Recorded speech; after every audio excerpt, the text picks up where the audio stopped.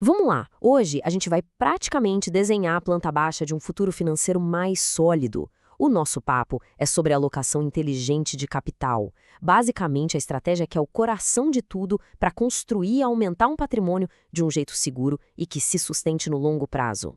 Olha, tudo começa com essa pergunta, que é a chave de tudo. A questão não é só sobre juntar dinheiro, mas sim sobre como fazer o capital que já existe trabalhar, gerar mais valor. Como é que o dinheiro deixa de ser só um passageiro e vira o piloto dessa jornada? É exatamente isso que a gente vai desvendar aqui. E a resposta para essa pergunta é o que a gente chama de alocação inteligente.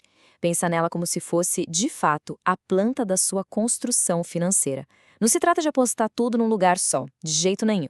A ideia é distribuir os recursos de forma estratégica. E o objetivo é duplo: se proteger das turbulências do mercado e, ao mesmo tempo, estar pronto para agarrar as melhores oportunidades de crescimento. Beleza, mas antes de botar o primeiro tijolo, a gente precisa conhecer bem o terreno. E o terreno, nesse caso, é a própria pessoa que investe. Por isso, a primeira etapa é a mais fundamental de todas: o autoconhecimento. Uma estratégia que funciona não é uma receita de bolo, sabe? É um plano feito sob medida para a realidade de cada um. E para fazer esse plano sob medida, a gente se apoia em três pilares. Primeiro, o perfil de risco. A preferência é por mais segurança e noites tranquilas de sono, ou existe uma disposição para aceitar mais sobe e desce em troca de um retorno maior? Segundo, o horizonte de tempo. O dinheiro vai ser preciso daqui a um ano ou só daqui a 30? E terceiro, os objetivos. Para que esse investimento? É para aposentadoria, para comprar um imóvel, para a faculdade dos filhos? As respostas para isso vão definir toda a estrutura do plano. Ok, com o perfil bem definido, chegou a hora de escolher os nossos materiais de construção. Nessa sessão, vamos conhecer as principais classes de ativos. Cada uma tem uma função, um risco e um potencial de retorno diferente. Pensa que são como as peças de um quebra-cabeça que a gente vai montar. E vamos começar pela fundação, pela base da maioria das carteiras, a renda fixa. Ela é como se fosse a viga de sustentação da nossa estrutura financeira, sabe? Trazendo estabilidade e segurança para o conjunto. A função principal da renda fixa é justamente essa: previsibilidade. Ela protege o capital de grandes chacoalhadas do mercado. E por isso ela é essencial em qualquer portfólio, desde o mais conservador até o mais arrojado. Geralmente, a alocação fica ali entre 20% e 40% do total, funcionando como uma verdadeira âncora para a carteira. Agora, vamos para o motor do crescimento, as ações. Quando alguém compra uma ação, essa pessoa se torna, na prática, uma pequena sócia de uma empresa, apostando no potencial de sucesso e de crescimento dela para o futuro. A grande atração das ações é o potencial de um retorno bem alto. Só que, claro, com esse potencial vem também uma volatilidade maior, ou seja, os preços sobem e descem com mais intensidade. É por isso que elas são ideais para quem tem um horizonte de tempo longo, que aguenta essas flutuações. Uma alocação entre 10% e 30% é bem comum, sempre com aquela dica de ouro: diversificar entre diferentes setores. O nosso próximo ativo é algo que a gente pode ver, pode tocar: os bens imóveis. Seja para morar, alugar ou simplesmente esperar que valorize, os imóveis são uma classe de ativo super tradicional e bem robusta. Imóveis podem gerar uma fonte de renda passiva com aluguel e, ao mesmo tempo, se valorizar com o tempo. O grande ponto de atenção aqui é a liquidez, ou seja, a facilidade de transformar aquele ativo em dinheiro vivo. Vender um imóvel pode levar meses, né? Então é um investimento que exige planejamento. A sugestão de alocação costuma ficar entre 10% e 30% do patrimônio.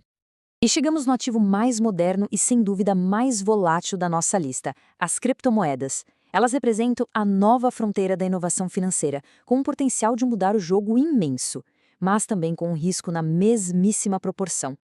Aqui, a palavra-chave é equilíbrio. A função das criptos numa carteira é buscar um crescimento exponencial, fora da curva, mas o risco é altíssimo. Por isso, a recomendação é sempre uma alocação bem pequena, coisa de 1 a 5% no máximo. É aquela fatia do capital que, se por acaso for perdida, não vai comprometer o plano principal.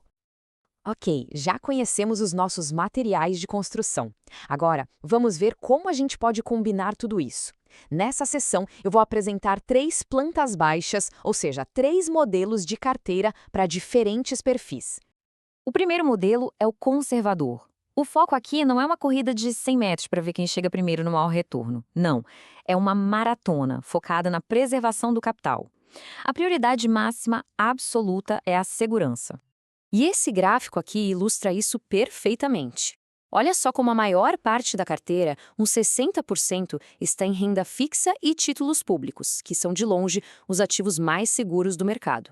Os imóveis trazem mais estabilidade, e o restinho se divide em fundos e outras coisas, com uma exposição mínima a ativos de maior risco.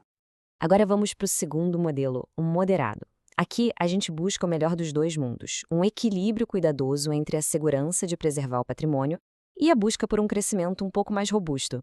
A mudança na composição da carteira é bem nítida. A fatia de renda fixa e títulos públicos diminui, e isso abre espaço para um aumento importante em ações, que agora representam 20% do total. É uma carteira que ainda tem uma base sólida de proteção, mas que já está acelerando um pouco mais em busca de retornos maiores. E por fim, temos o perfil arrojado. Este modelo é para quem tem um horizonte de tempo bem longo e uma tolerância alta ao risco.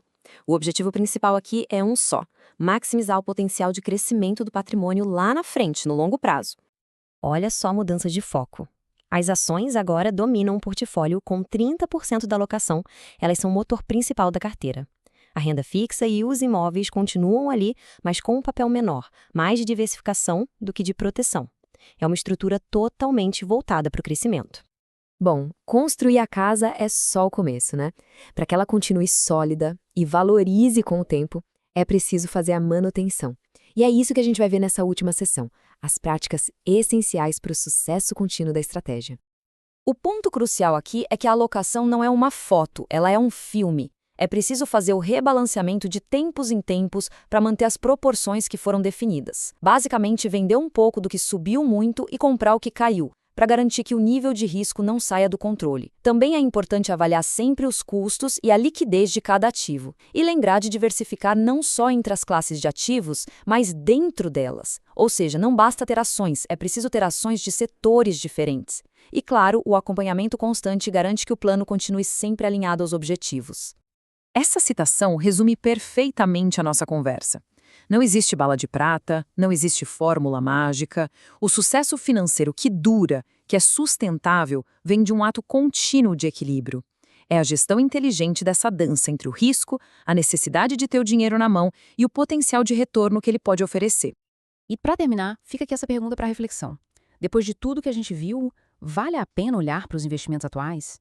A estrutura que foi construída está mesmo alinhada com o perfil, com os objetivos, com o horizonte de tempo? A carteira de investimentos é um reflexo fiel de quem a pessoa é e de onde ela quer chegar? Fica aí a pergunta.